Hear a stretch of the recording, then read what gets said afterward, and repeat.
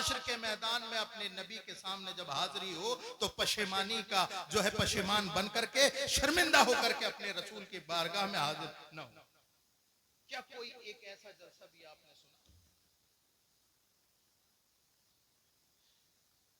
بہت ضرورت ہے اس بات کی، اس لیے کہ میں جہاں پر بیٹھا ہوں بھائی حسان رضا، میں جس جگہ پر بیٹھا ہوں یہ میری ذمہ داری ہے کہ میں یہاں سے وہ بات کہوں جس میں آپ کی آپ کی نسلوں کے سدھار کے بھی چشمے پھوٹے.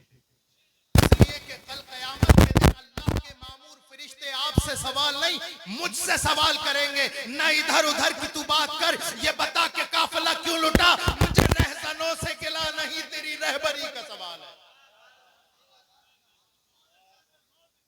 یہاں پر بیٹھنے والے کی ذمہ داری ہے کہ وہ اپنا حق ادا کرنے کی کوشش کرے. اب میں کس موضوع پہ گفتگو کروں؟ اخلاقیات پہ بولوں، معاملات پہ بولوں، یا عبادات پر بولوں؟ کس موضوع کو میں اپنا موضوع سخن بناؤں؟ اگر اخلاقیات کی بات کری جائے تو امت مسلمہ کا اکثر و بیشتر حصہ اخلاقیات کے لیول سے بہت گر گیا. معاملات کی بات کی جائے تو یہ امت مسلمہ معاملات میں یہود و نصارہ اور مشرکین کو بھی پیچھے چھوڑ سکتے.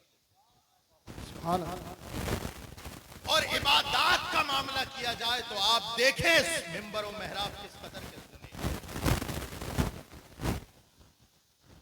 آج اگر یہ تقریر کی جائے کہ نوجوانوں شراب چھوڑ دو، توجہ ہے، میں تقریر کرنے کی کوشش کر رہا ہوں، میں تقریر کرنے کی کوشش کر رہا ہوں. اگر آپ لوگ ساتھ دیں گے تو بڑے زور سے.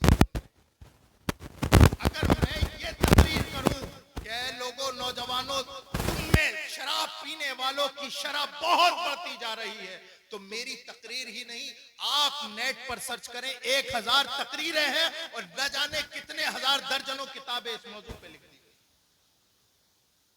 اگر میں یہ بات کروں کہ نوجوانوں زنا کے ریشات بڑھتے چلے جا رہے ہیں، تو اس موضوع پر میری اکیلے کی تقریر نہیں، سینکڑوں مقرر ہیں اور ہزاروں کتابیں مرتب ہو چکی ہیں.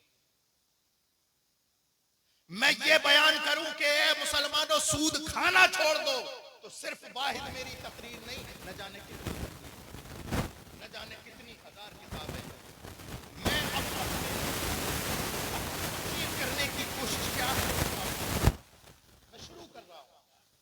آپ کے پاس الگ الگ اخلاقیات پر الگ کتابیں، معاملات پر الگ کتابیں، جو ہے عبادات پر تقریریں اور مقالات اور کتابیں ہیں، اخلاقیات پر کتابیں، معاملات پر لکھی ہوئی کتابیں آپ کے سامنے ہیں. لاکھوں کروڑوں کتابیں ہونے کے باوجود تمام معاملات آپ کے سامنے ہیں، تمام معاملات مسلمانوں کے آپ کے سامنے ہیں. لیکن اس بات کو یہی ختم کرو، جلال پور کی سرزمین پر یہی بیٹھے بیٹھے گنبد خضرا کی طرف لو لگاؤ، 14 صدیوں پہلے چلے جاؤ، وہاں پتہ چلے گا وہاں صرف ایک کتاب تھی. واہ واہ واہ، زندہ باد. نبوی میں صرف ایک کتاب تھی، اللہ کی کتاب جسے قرآن کہتے ہیں. اللہ سبحان. آج لاکھوں کتابیں ہیں، کروڑوں کتابیں ہیں، لیکن رسول اللہ کے زمانے میں، زمانہ تو رسول اللہ کا سب ہے، حضرت ابو بکر کے سامنے، حضرت عمر فاروق کے سامنے، حضرت مولا کائنات کے سامنے، حضرت عثمان غنی، طلحہ و زبیر کے سامنے صرف ایک کتاب تھی، اور تفسیر کے نام پہ اسوہ رسول تھا. کتاب ایک تھی اور تفسیر کے نام پر صرف ایک اسوہ تھا رسول اللہ کا. ایک کتاب پڑھ کر کے ان جانثاران رسول نے دنیا کی کایا پلٹ دی اور یہ بتا دیا کہ محمد سے وفا، تو نے تو ہم تیرے ہیں، یہ جہاں چیز ہے کیا لوح و قلم تیرے. نعرے تکبیر، نعرے رسالت، علماء اہل سنت مسلک اعلی حضرت حضور سید مفتی ریحان میں صاحب قبلہ، نعرے تکبیر. ایک کتاب تھی دور رسول میں، صرف واحد کتاب جس کو مصحف کہتے ہیں علماء، اور آپ کہتے ہیں قرآن پاک. اور تفسیر کے نام پر رسول اللہ کی زندگی. قرآن میں اللہ نے ارشاد فرمایا، اسی کو موضوع سخن بناتا ہوں، لقد کان کان لکم فی رسول اللہ اسوۃ حسنہ. اے لوگو، اگر تمہیں صحیح طریقے سے مسلمان بننا ہے، میری بات سمجھ میں آ رہی ہے؟ ہم اس کے نہیں قائل جو سر سے گزر جائے وہ بات کرو یارو جو دل میں اتر جائے. آپ نہیں جانتے امت مسلمہ کا کتنا ماحول خراب ہے. میں تمام مکاتب فکر کی بات نہیں کر رہا، میں صرف اپنے رضوی شعروں کو جگانا چاہتا ہوں. میں مکتبہ فکر کی بات نہیں کر رہا کسی بھی، میں تو ان سے بات کر رہا ہوں جو اپنے آپ کو سنی رضوی کہلواتے ہیں، جو اپنے آپ کو یہ کہتے ہیں کہ تجھ سے اور جنت سے کیا مطلب، وہاں بھی دور ہو. ہم رسول اللہ کے جنت رسول اللہ کی کبھی اپنی صورت آئینے میں بھی دیکھی ہے؟ جنت پانا، یہ جو اپنے آپ کو سنی صحیح العقیدہ کہہ رہا ہے، سب سے زیادہ نمازیں نہ پڑھنے والی انہی ہیں. مجھے غلط مت سمجھنا، میں اپنوں سے بات کر رہا ہوں. میں کسی اور کو کہوں، میں کسی اور بچے کے تھپڑ ماروں اس کے باپ کو غصہ آئے گا، لیکن میں خود اپنے بھائی کو تھپڑ ماروں تو مجھے درد ہوگا. مجھے پتا ہے میرا بھائی کہاں پر غلط کر رہا ہے. اور ایک بات بتا دوں آپ کو، اصلاح یہاں سے لے کر کے وہاں تک سب کی ہوگی. اس سے میں کہتا ہوں بشمولیت من یہاں سے لے کے وہاں تک کایا پلٹ گئی اسلام کی. کیا اسلام تھا رسول اللہ کے زمانے میں؟ کون سا اسلام تھا؟ اور تم کہاں پر لے کر آئے؟ آج اگر کوئی سود کھائے تو اسے بزنس مین کہتے ہو، اگر کوئی شراب پینے والا ہو اسے سو کولڈ مسلمان کہتے ہو، اگر کوئی اللہ اکبر کبیرہ دھوکہ دے دے تو اسے عقل مند اور چالاکی کا نام دیتے ہو. ذرا رسول پاک صلی اللہ علیہ وسلم کی جیونی تو پڑھو. کون سا اسلام لیے پھر رہے ہو؟ میں آپ سے پوچھوں جلال پور کے غیور مسلمان، ذرا بتاؤ آپ مسلمان کیوں ہیں؟ تو بتائیں گے اس لیے کہ ہمارے ابا مسلمان ہیں. ابا سے پوچھا جائے آپ مسلمان کیوں ہو تو ابا کہیں گے اس لیے کہ ہمارے دادا مسلمان تھے. دادا کی شرط ٹٹولی جائے تو پتہ چلے گا اس لیے دادا مسلمان تھے کہ پردادا مسلمان. لیکن یاد رکھو مسلمانوں، یہ ایسا اسلام قابل قبول نہیں ہے، بلکہ اسلام وہی قبول ہے کہ جب جلال پور کے غیور مسلمان سے پوچھا جائے کہ بتا تو مسلمان کیوں ہے تو وہ جواب دے اس لیے کہ ہم محمد الرسول اللہ پر ایمان لائے. اسلام میں کوئی جاتی واد، کوئی باپ دادا نہیں.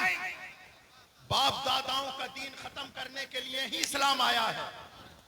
آج تم سے پوچھا جائے کہ یہ 40واں ہو گیا ابا کا اور یہ دیگے بنا رہے ہو، آپ کیوں کر رہے ہو؟ بولے کیا کریں، مجبوری ہے ہماری، اور ہمارے والد بھی ایسے کرتے. آج اگر پوچھا جائے کہ آپ کے یہاں پر آپ تو نمازی پرہیزگار ہیں، آپ کے بیٹے کے جو ہے اللہ اکبر کبیرہ منڈے میں ڈی جے اور گانے کیوں بج رہے ہیں، تو آپ کا جواب یہ ہوتا ہے کہ حضرت کیا کریں، مجبور ہیں. رشتہ دار بیٹھنے کو تیار نہیں تھے، رشتہ دار بیٹھنے کو تیار نہیں، داماد بیٹھنے کو تیار نہیں، عطیہ آنے کو تیار نہیں. ان کی شرط ہی ایسی تھی کہ جب تک ڈی جے گانے بازے نہیں بجیں گے ہم تمہارے یہاں شادی میں شرکت نہیں کرائیں گے. ارے میں ان لوگوں کو سلام کرتا ہوں جو یہ کہتے ہو بہنوئی ہوگا اپنے گھر جا کر کے بیٹھ، باتیا ہوگا اپنے گھر کا ہوگا. یہ رسول کے عاشق کا گھر ہے، یہاں موت تو آ سکتی ہے، رسول اللہ کی بغاوت نہیں ہو سکتی. زندہ باد زندہ باد، واہ واہ سبحان. ایسے مسلمان کہاں ہیں؟ ایسے مسلمان کہاں ہیں؟ ایک وہ مسلمان تھے کہ جب قرآن نے کہا وَاسْمَعُوا وَأَطِیعُوا، اپنے رسول کی سنو اور عمل کرو، اطاعت کرو. ایک لمحہ بھی نہیں سوچتے تھے کہ درمیان میں رسول نے فرمایا ایسا تو ہمیں کرنا چاہیے کہ نہیں. حضرت ابو ہریرہ نہیں جانتے آپ لوگ؟ حضرت ابو ہریرہ کو یہاں پر بیٹھنے والا جو حدیث بیان کرتا ہے اس میں اکثر و بیشتر روایات حدیث حضرت ابو ہریرہ، وہ ذات حضرت ابو ہریرہ سرکار کی بارگاہ میں حاضر ہوئے. یا رسول اللہ انی اسمع منک حدیثا فانسا ہو، یا رسول اللہ میں آپ سے حدیث سنتا ہوں اور میں بھول جاتا ہوں. سنتا ہوں اور بھول جاتا ہوں، حدیث سنتا ہوں اور بھول جاتا ہوں۔ سرکار نے فرمایا اچھا، سرکار نے فرمایا چادر بچھا دو۔ توجہ ہے جلال پور والوں، کیا فرمایا سرکار نے؟ چادر بچھا دو۔ ایک مرتبہ بھی حضرت ابو ہریرہ نے نہیں سوچا میرے سوال کا اور سرکار کے جواب کا جوڑ کیا بنتا ہے۔ ایک لمحہ نہیں سوچا کہ میں کہہ رہا ہوں کہ یا رسول اللہ مجھے بھولنے کی بیماری ہے، سرکار فرماتے ہیں تو چادر بچھا دو۔ میرے سوال کا آقا کے جواب کا جوڑ کیا بنتا ہے؟ اللہ اکبر کبیرہ، وہ جانتے تھے یہ وہ حکم ہے۔ اللہ اکبر، جہاں سے ہلکی سی بھی تاخیر کر دی ایمان خطرے میں آ جائے۔ حضرت ابو ہریرہ نے جیسی سنا آنن فانن اپنی چادر بچھا۔ اب سرکار نے یوں ہاتھ اوپر کیا، پھر یوں کیا۔ راوی کہتا ہے حضرت ابو ہریرہ کی چادر میں اس طرح سے ڈالا۔ اب راوی کہتا ہے حضور کے ہاتھ خالی تھے۔ توجہ چاہو، کیا تھے؟ ایسے اٹھائے، ایسے کیے، حضرت ابو ہریرہ کی چادر میں ڈال دیے، چادر میں ڈال دیے۔